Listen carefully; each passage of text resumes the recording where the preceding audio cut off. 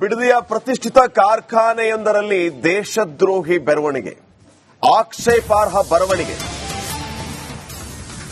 ಕಾರ್ಖಾನೆಯ ಶೌಚಾಲಯದಲ್ಲಿ ದೇಶದ್ರೋಹಿ ಬರವಣಿಗೆ ಕಂಡು ಬಂದಿದೆ. ಆಕ್ಷೇಪಾರ್ಹ ಪದವನ್ನು ಬರೆದ್ರ ಕಾರ್ಖಾನೆಯ ಕಾರ್ಮಿಕರು. ಟೊಯೋಟಾ ಬುಶೋಕು ಪ್ರೈವೇಟ್ ಲಿಮಿಟೆಡ್ನಲ್ಲಿ ದೇಶದ್ರೋಹಿ ಬರಹ, ಪಾಕಿಸ್ತಾನ್ ಪರವಾಗಿ ಬರಹ. ಕೇವಲ ಈ ರೀತಿ ಬರೆದವರಿಗೆ ಎಚ್ಚರಿಕೆಯನ್ನ ನೀಡಿ ಕೈ ತೊಳ್ಕೊಂಡ್ಬಿಡ್ತಾ ಟೊಯೋಟಾ ಕಂಪನಿ. ಇದು ಸಣ್ಣ ಪುಟ್ಟ ವಿಚಾರ ಅಲ್ಲ. ನಮ್ಮ ದೇಶದಲ್ಲಿ ಇದ್ಕೊಂಡು ಬೆಂಗಳೂರಿನ ಬಿಡದಿಯ ಕಾರ್ಖಾನೆಯಲ್ಲಿ ಕೆಲಸ ಮಾಡ್ತಾ ಇರುವಂತ ಒಬ್ಬ ಯಾವನೋ ಪಾಕಿಸ್ತಾನದ ಪರವಾಗಿ ಬರಹ ಬರೀತಾನೆ ಅಂತಂದ್ರೆ ಇದನ್ನ ಬಹಳ ಗಂಭೀರವಾಗಿ ತಗೋಬೇಕಾಗುತ್ತೆ.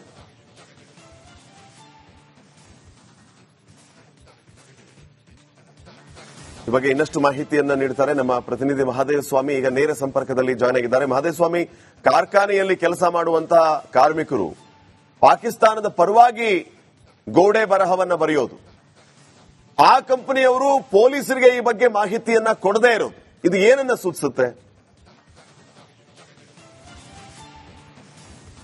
ಶ್ರೀಪಾದ್ ಪಾಟೀಲ್, ಪ್ರಮುಖವಾಗಿ ಈ ದೇಶದ್ರೋಹಿ ಕೃತ್ಯವನ್ನ, ಈ ದೇಶದ್ರೋಹಿ ಬರಹವನ್ನ ಬರೆದಂತಹ ವ್ಯಕ್ತಿ ಏನಿದ್ದಾರೆ ಅವನಿಗೆ ಮೊದಲಿಗೆ ತಕ್ಕ ಸಾಕ್ಷಿಯಾಗಬೇಕು. ಆದ್ರೆ ಈ ಕಂಪನಿ ಏನಿದೆ, ಪ್ರಮುಖವಾಗಿ ಈ ರೀತಿಯಾದಂತಹ ಘಟನೆ ನಡೆದಿರುವಂತದ್ದು ಇದು ಎರಡನೇ ಬಾರಿಗೆ ಅಂತನ್ನುವಂತಹ ಮಾಹಿತಿ ಕೂಡ ಲಭ್ಯವಾಗ್ತಾ ಇದೆ.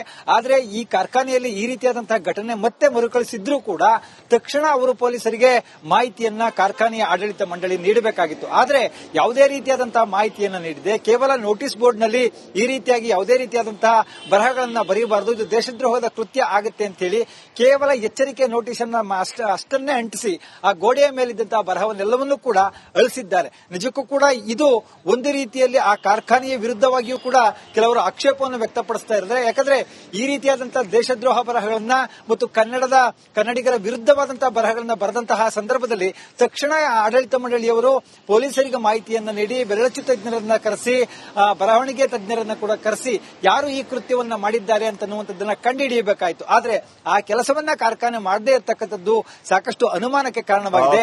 ಈ ನೆಲದಲ್ಲಿ ಇದ್ಕೊಂಡು ಈ ದೇಶದ ಅನ್ನವನ್ನ ತಿನ್ಕೊಂಡು ಈ ದೇಶದ ವಿರುದ್ಧವಾಗಿಯೇ ಕೂಡ ಯಾವ ರೀತಿ ಬರಹನ ಬರ್ತಾರೆ ಅಂತನ್ನುವಂಥದ್ದು ಸಾಕಷ್ಟು ಆಕ್ರೋಶಕ್ಕೆ ಕೂಡ ಕಾರಣವಾಗ್ತಾ ಇರುವಂತದ್ದು. ಶ್ರೀಪಾದ್ ಪಾಟೀಲ್, ಥ್ಯಾಂಕ್ ಯು ಮಹಾದೇವಸ್ವಾಮಿ ಮಾಹಿತಿಗಾಗಿ.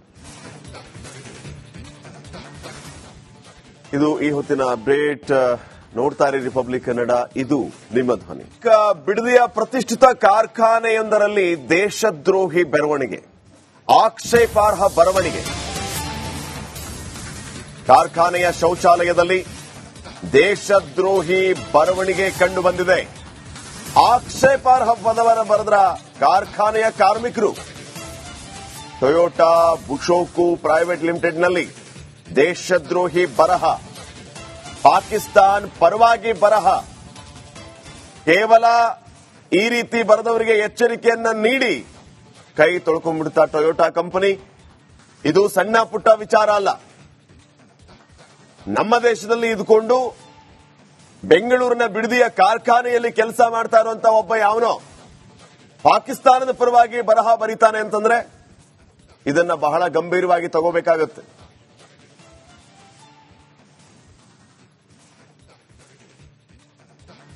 ಈ ಬಗ್ಗೆ ಇನ್ನಷ್ಟು ಮಾಹಿತಿಯನ್ನ ನೀಡುತ್ತಾರೆ ನಮ್ಮ ಪ್ರತಿನಿಧಿ ಮಹಾದೇವ ಸ್ವಾಮಿ. ಈಗ ನೇರ ಸಂಪರ್ಕದಲ್ಲಿ ಜಾಯ್ನ್ ಆಗಿದ್ದಾರೆ. ಮಹಾದೇವ ಸ್ವಾಮಿ, ಕಾರ್ಖಾನೆಯಲ್ಲಿ ಕೆಲಸ ಮಾಡುವಂತಹ ಕಾರ್ಮಿಕರು ಪಾಕಿಸ್ತಾನದ ಪರವಾಗಿ ಗೋಡೆ ಬರಹವನ್ನ ಬರೆಯೋದು, ಆ ಕಂಪನಿಯವರು ಪೊಲೀಸರಿಗೆ ಈ ಬಗ್ಗೆ ಮಾಹಿತಿಯನ್ನ ಕೊಡದೇ ಇರೋದು, ಇದು ಏನನ್ನ ಸೂಚಿಸುತ್ತೆ?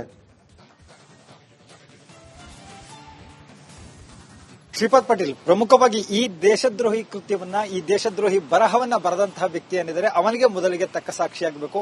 ಆದ್ರೆ ಈ ಕಂಪನಿ ಏನಿದೆ, ಪ್ರಮುಖವಾಗಿ ಈ ರೀತಿಯಾದಂತಹ ಘಟನೆ ನಡೆದಿರುವಂತದ್ದು ಇದು ಎರಡನೇ ಬಾರಿಗೆ ಅಂತನ್ನುವಂತಹ ಮಾಹಿತಿ ಕೂಡ ಲಭ್ಯವಾಗ್ತಾ ಇದೆ.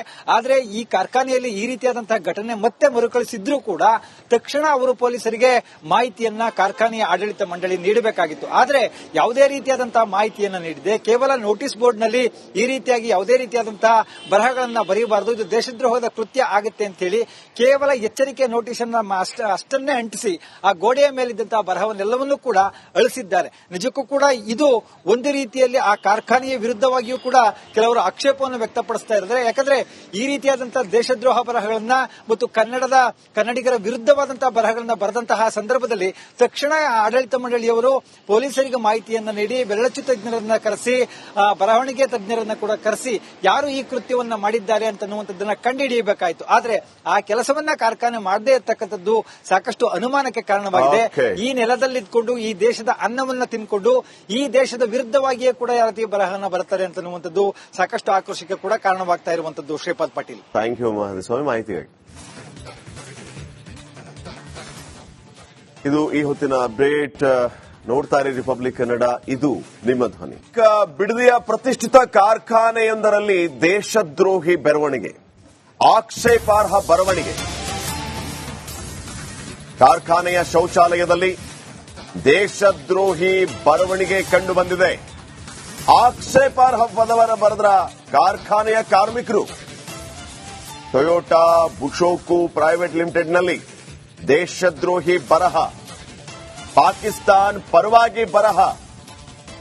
ಕೇವಲ ಈ ರೀತಿ ಬರೆದವರಿಗೆ ಎಚ್ಚರಿಕೆಯನ್ನ ನೀಡಿ ಕೈ ತೊಳ್ಕೊಂಡ್ಬಿಡ್ತಾ ಟೊಯೋಟಾ ಕಂಪನಿ.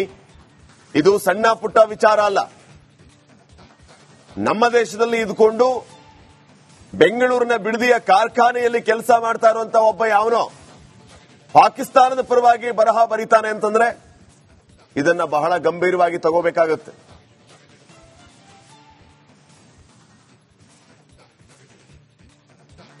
ಈ ಬಗ್ಗೆ ಇನ್ನಷ್ಟು ಮಾಹಿತಿಯನ್ನ ನೀಡುತ್ತಾರೆ ನಮ್ಮ ಪ್ರತಿನಿಧಿ ಮಹದೇವಸ್ವಾಮಿ. ಈಗ ನೇರ ಸಂಪರ್ಕದಲ್ಲಿ ಜಾಯ್ನ್ ಆಗಿದ್ದಾರೆ. ಮಹದೇವಸ್ವಾಮಿ, ಕಾರ್ಖಾನೆಯಲ್ಲಿ ಕೆಲಸ ಮಾಡುವಂತಹ ಕಾರ್ಮಿಕರು ಪಾಕಿಸ್ತಾನದ ಪರವಾಗಿ ಗೋಡೆ ಬರಹವನ್ನ ಬರೆಯೋದು, ಆ ಕಂಪನಿಯವರು ಪೊಲೀಸರಿಗೆ ಈ ಬಗ್ಗೆ ಮಾಹಿತಿಯನ್ನ ಕೊಡದೇ ಇರೋದು, ಇದು ಏನನ್ನ ಸೂಚಿಸುತ್ತೆ?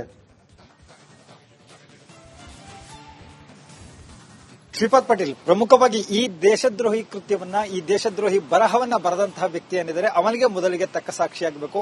ಆದ್ರೆ ಈ ಕಂಪನಿ ಏನಿದೆ, ಪ್ರಮುಖವಾಗಿ ಈ ರೀತಿಯಾದಂತಹ ಘಟನೆ ನಡೆದಿರುವಂತದ್ದು ಇದು ಎರಡನೇ ಬಾರಿಗೆ ಅಂತನ್ನುವಂತಹ ಮಾಹಿತಿ ಕೂಡ ಲಭ್ಯವಾಗ್ತಾ ಇದೆ.